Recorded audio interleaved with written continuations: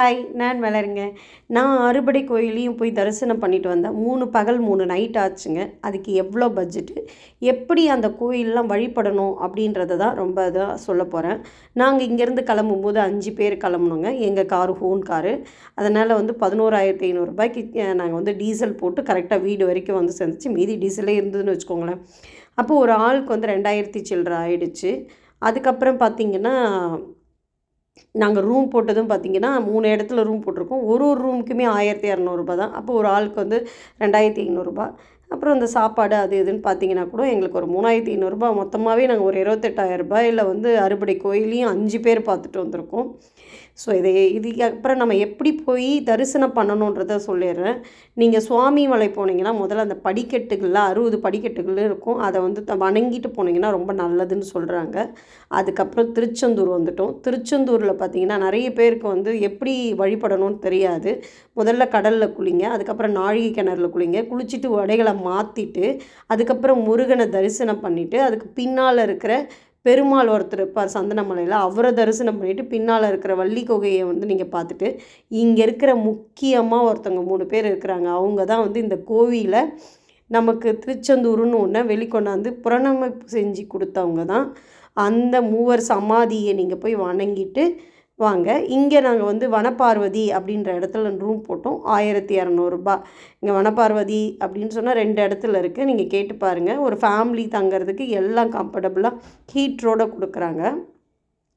அதுக்கப்புறம் நாங்கள் வந்து போனது வந்து இங்கேருந்து நேராக வந்து மதுரைக்கு எடுத்துட்டோம் நாங்கள். ஏன்னா பழமுதிர்ச்சோலையில் கீழே வந்து அழகர் பெருமாளை பார்த்துட்டு மேலே நூபர தீர்த்தம் போய் குளிச்சுட்டு அதுக்கப்புறம் ஆடைகளை மாற்றிட்டு நேராக நீங்கள் வந்து பழமுதிர்ச்சோலையை சாமி கும்பிட்ருங்க. ஏன்னா இங்கே வந்து 7 மணிக்குள்ளே முடிஞ்சிடும். அதனால் நம்ம இங்கே முடிச்சுட்டு அதுக்கப்புறம் திருப்பரங்குன்றம் போய்க்கலாம். நாங்கள் இங்கே முடிச்சிட்டோம். நேராக திருப்பரங்குன்றம் போயிட்டோம். திருப்பரங்குன்றம் போயிட்டு அங்கே பார்த்திங்கன்னா திருப்பரங்குன்றத்தில் தான் அவர் வந்து ரொம்ப அமர்ந்த நிலையில் இருப்பார். மற்ற கோயிலெலாம் வந்து நின்றுட்ட மாதிரி தான் இருக்கும். இந்த ஒரு கோயிலில் மட்டும் அமர்ந்த நிலையில் இருப்பார் திருப்பரங்குன்றம்.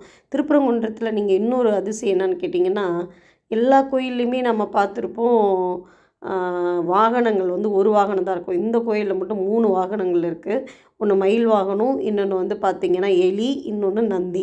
அப்புறம் இந்த கோயிலில் வந்து பாண்டிய மன்னர்கள் கட்டினதுங்க. இதோடைய கதவுகள்லாம் பார்த்திங்கன்னா அவ்வளோ பெருசு பெருசாக இருக்கும்.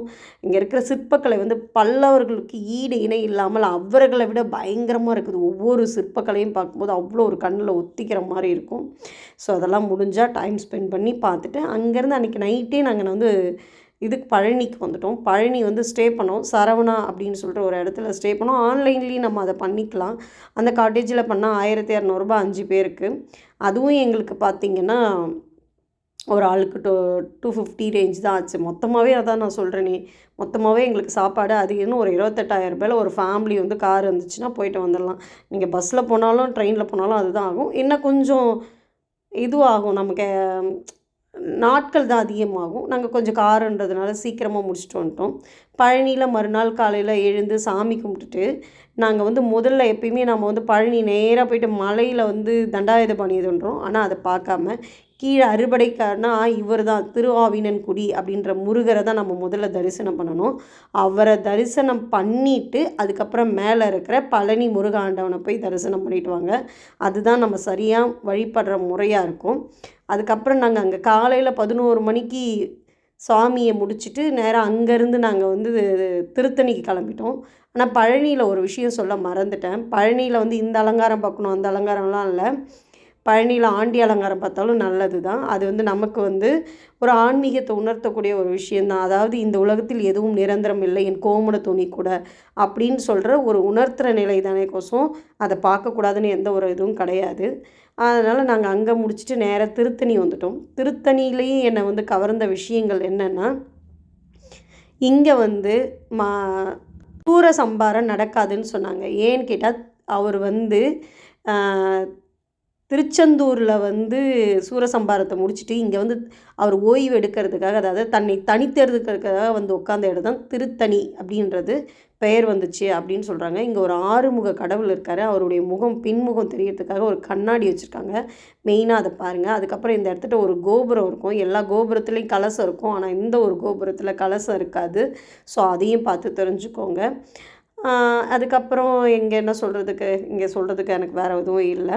ஆனால் திருத்தணியை முடிச்சுட்டு நாங்கள் நேராக இப்போ சென்னையிலேருந்து நீங்கள் போனாலும் இதே அளவு தான் ஆகப்போகுது. ஏன்னா நான் சென்னையிலேருந்து திருத்தணியிலேருந்து நேராக பாண்டி வந்திருக்கேன் இல்லையா, நீங்கள் சென்னை போயிடுவீங்க. ஸோ அதே அந்த காருடைய டீசல் அதே அளவு தான் ஆகும். மீண்டும் ஒரு வீடியோவில் நான் நன்றி, வணக்கம்.